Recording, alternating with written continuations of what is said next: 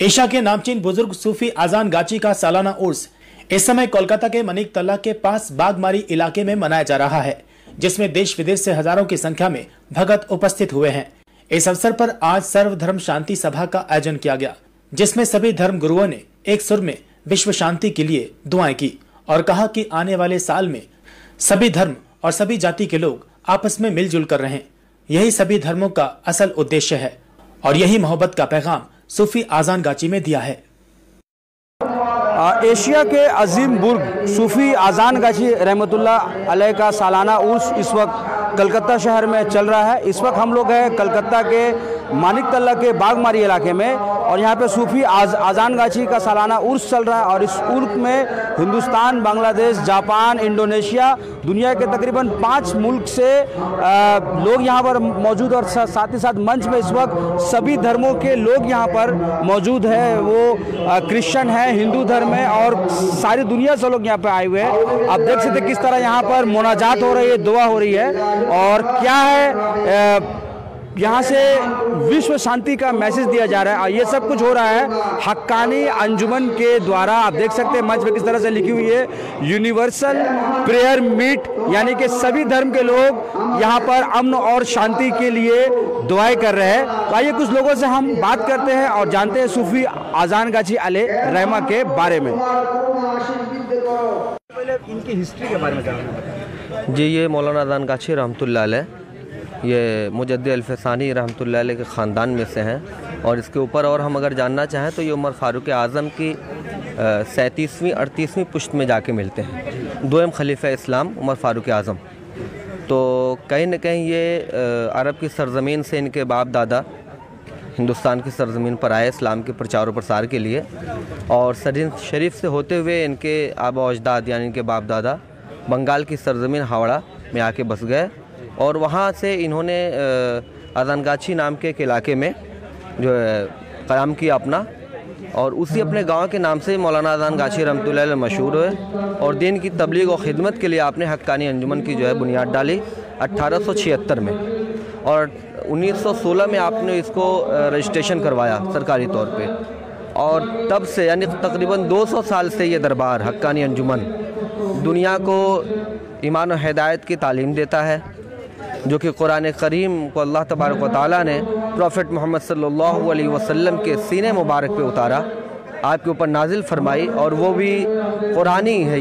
ये कुरानी जो कुरान करीम है ये आसमानी किताब है, यानी इसको जिब्रील अलैहिस्सलाम फ़रिश्ते के ज़रिए उतारी गई। ये कोई ऐसी किताब नहीं है कि जो अपने मन से बयान किया गया हो, बल्कि ख़ुद अल्लाह तबारक व तआला ने इसको एक फ़रिश्ते के ज़रिए नबी करीम सल्लल्लाहु अलैहि वसल्लम के सीने मुबारक पर उतारी और वही जो कुरान करीम की दावत है, जो अल्लाह उसके रसूल की बातें हैं, उसी को मौलाना आजान गाची रहमतुल्लाह अलैह ने पूरी दुनिया के इंसानों को फैलाने का, उनको बताने का, ईमान और हिदायत हासिल करने का तरीका आसान करके सारे दुनिया के इंसानों को आप इस दरबार हक्कानी अंजुमन में बागमारी की सरज़मीन पर सारे मज़हब, सारे धर्म के लोगों को आने की दावत देते हैं और एक ईश्वर यानी एक खुदा की परस्तिश करने की और प्रॉफेट मोहम्मद सल्लल्लाहु अलैहि वसल्लम की रिसालत और नबूवत को कबूल करने की और दुनिया में जो है अमन व अमान कायम करने की और इंसानियत का काम करने की,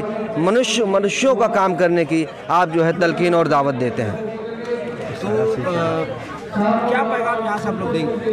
देखिए, सबसे पहले तो हम एक बात ये बताना चाहें कि मौलाना आजान गाची रहमतुल्लाह अलैह जो कि बहुत ही अजीम बुज़ुर्ग में से हैं और आपकी जो खिलाफत है, खिलाफत आपको किस तरह मिला, तो ये आप जान लीजिए कि आप एक साथ 4 से ज़ायद यानी सिलसिलों के खलीफा हैं। जैसे चिश्तिया खलीफा भी हैं आप, ख्वाजा मुइनुद्दीन चिश्ती अजमेरी संजरी यूपी के जो हैं आप, या राजस्थान के अजमेर शरीफ के जो वली अल्लाह हैं उनके भी खलीफा हैं और गौस आज़म अब्दुल कादिर जिलानी रहमतुल्लाह जो बगदाद शरीफ के हैं आप उनके भी खलीफा हैं। हज़रत फजल रहमान गंज मुरादाबादी वली अल्लाह हैं, आप उनके भी खलीफा हैं। और बहाउद्दीन नक्शबंदी रहमतुल्लाह अलैह, आप नक्शबंदी के भी खलीफा हैं, और आप अलाउद्दीन सहरवर्दी रहमतुल्लाह अलैह यानी सोहरवर्दिया के भी खलीफा हैं। पता ये चलता है कि मौलाना अज़ान गाची रहमतुल्लाह अलैह एक नहीं, आप कई खानवादों और कई सलासिल के आप अकेले एक इमाम हैं, और आपका पैगाम जो है वो सिर्फ वाहिद एक पैगाम है कि जिस तरीके से नबी प्रॉफेट मोहम्मद सल्लल्लाहु अलैहि वसल्लम ने दुनिया के अंदर बग़ैर किसी गरज, बग़ैर किसी लालच, बग़ैर किसी बदले, यानी कि आपने जो अल्लाह का काम और अल्लाह के हुक्म की जो आपने लोगों को तालीम दी, लोगों को बताया आपने बग़ैर किसी उजर और बदले के, यानी आपने उनसे कोई फ़ायदा वसूल नहीं किया, आपने कोई नजराना नहीं लिया, कोई चंदा नहीं लिया, कोई पैसा नहीं लिया, बल्कि अल्लाह के लिए अल्लाह का काम किया। मौलाना अज़ान गाची रहमतुल्लाह अलैह इस ज़माने में, इस 14वीं सदी में भी आपका सेम वही काम है। लोगों को आप यहाँ बुलाते हैं, चाहे वो हिंदू हो, चाहे वो क्रिश्चियन हो, चाहे वो बौद्धिस्ट हो, चाहे वो मुस्लिम हो, चाहे वो नॉन मुस्लिम किसी भी मज़हब का हो, यहाँ आकर के वो एक ईश्वर यानी एक अल्लाह की सही इबादत और सही तरीके से इंसान बनाने का काम आप करते हैं। यहाँ पर किसी भी मज़हब और धर्म के आदमी आ सकते हैं और ईमान और हिदायत हासिल कर सकते हैं, कोई रोक टोक नहीं है। यहाँ पे আজান গাছি রহমতুল্লাহ আলাইহ ইউনিভার্সাল মিট যেটা হচ্ছে কি বলবেন? Peace prayer meeting. আচ্ছা, এখানে যে এখন 7th peace prayer meeting organised by Haqqani Anjuman.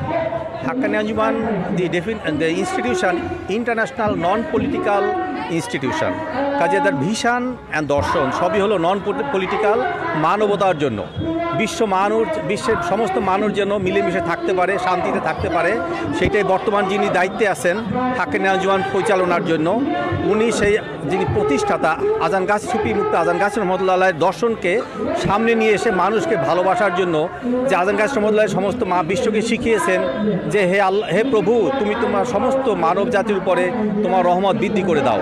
এই দর্শনে উদ্বুদ্ধ হয়ে বর্তমান যিনি পরিচালক আছেন, গদিনসীন আছেন, খলিফা আছেন, দায়িত্বপ্রাপ্ত আছেন, উনিও একইভাবে সেই দর্শন নিয়েই সারা বিশ্বে মানুষকে ডাকছেন। সবাই মানবতা উদ্বুদ্ধ হয়ে সবাইকে ভালোবাসি, খারাপ সবাই এবং হিংসাবিদের ভুলে যাই, সারা পৃথিবীতে যেন শান্তি প্রতিষ্ঠা করতে পারে। এই হাক্কানি আঞ্জুমানের এই উদ্যোগে, এই বিশ্ব প্রার্থনা সভার মাধ্যমে এই আহ্বান জানাচ্ছেন সারা পৃথিবীতে। কি বার্তা দেবেন এখান থেকে? আমি মনে করি এই জাতীয় উদ্যোগ এখন আমরা দেখতেছি কলকাতায় বাগমারিতে হচ্ছে, ঢাকাতেও 26তম অনুষ্ঠান 1 ডিসেম্বর হয়ে গেল। আমি মনে করি এবং এই জাতীয় উদ্যোগ মহামহতী উদ্যোগ, সারা পৃথিবীর আনাচে কানাচে সমস্ত বৃহৎ শক্তি থেকে শুরু করে ক্ষুদ্র শক্তি, বড় রাষ্ট্র থেকে ছোট রাষ্ট্র, সবাই এই উদ্যোগকে গ্রহণ করে এবং হাক্কানি আঞ্জুমানের মাধ্যমে যেটা পরিচালিত হচ্ছে, দাওয়াত যাচ্ছে, সবাই এইটাকে গ্রহণ করে সমস্ত সমাজে শান্তি প্রতিষ্ঠা করুক এই আলোকে। এইটা আমার মেসেজ। সুফি আজান গাছি রহমতুল্লাহর এই অনুষ্ঠান থেকে সব ধর্মের আপনারা এখানে এসেছেন, কি বলবেন? এই যে আজান গাছি সুফি যে একটা ধর্মসভা সর্বধর্মের মধ্যে, এর মধ্যে একটা মেলবন্ধন প্রয়োজন আছে। এই মেলবন্ধন করতে গেলে আমরা মানুষের একটা অ্যাডজাস্টমেন্ট করতে হবে, এবং শুধু এটা শহরে করলে হবে না, গ্রামে গঞ্জেও এই এখানে প্রোগ্রাম রাখতে হবে। এইসব প্রোগ্রাম করতে পারলে মানুষের মধ্যে একটা শান্তি বার্তা বহন হবে। কি বার্তা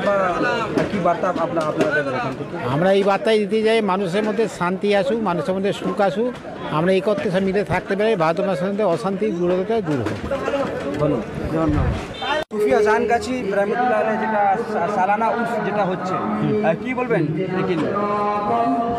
এই যে 10 দিনের সালানা উৎসবগুলো চলছে, সুফি আজান গাছি রহমতুল্লাহ 10 দিনের সালানা উৎসবগুলো সকলকে ডাকছেন একটা ট্রেনিং দেওয়ার জন্য। সেই ট্রেনিংটা কি, যে আমরা কিভাবে সমাজে মানুষের চলবো, কিভাবে ব্যবহার করব, কিভাবে মানুষের সাহায্য করব, আমার জীবনটা কিভাবে চলবে, সামাজিকভাবে আমি কিভাবে চলবো, জীবন ব্যবস্থা যে দেখানো, সেটা প্র্যাকটিক্যাল দেখানোর জন্যে মানুষ যাতে সকলের সঙ্গে মিলেমিশে, সকলের ভালোবাসার সঙ্গে, সহযোগিতার সঙ্গে একসঙ্গে থাকতে পারে, এবং তিনি এবং সৃষ্টিকর্তার যে বাণীগুলো সেগুলোকে হৃদয়ঙ্গম করতে পারে এবং সেগুলোকে বাস্তবে প্রতিষ্ঠিত করতে পারে, তার প্র্যাকটিক্যালটা দেখানোর জন্য এই 10 দিন ধরে তিনি সকলকে ডাকছেন যে তোমরা আসো, এইটা দেখে যাও এবং তোমরা জীবনে এইভাবেই চলো, এইভাবে মানুষের ব্যবহার করো, সেটা তোমরা বাস্তবায়িত করো।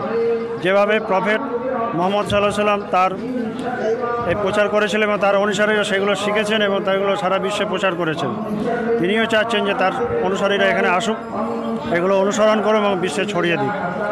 তার মধ্যে আজকের এই প্রার্থনা সভার উদ্দেশ্য সেটাই যে সমস্ত মানুষ ধর্মের মানুষের কাছে জানানো যে ইসলাম কোনো খারাপ জিনিস নয়, নয়, ইসলাম আগেও ছিল, এখনও আছে, শুধু নামের, যেটাকে আমরা বলছি যে মুসলমান মানে আল্লাহতে সমর্পিত প্রাণ, সেটা অন্য ধর্মেও আছে যে সেই এক সৃষ্টিকর্তা, এক ব্রহ্ম বা পরম, যে পরমেশ্বর, এক পরমেশ্বর, তারই প্রার্থনা করো, জপ করো, তপ করো।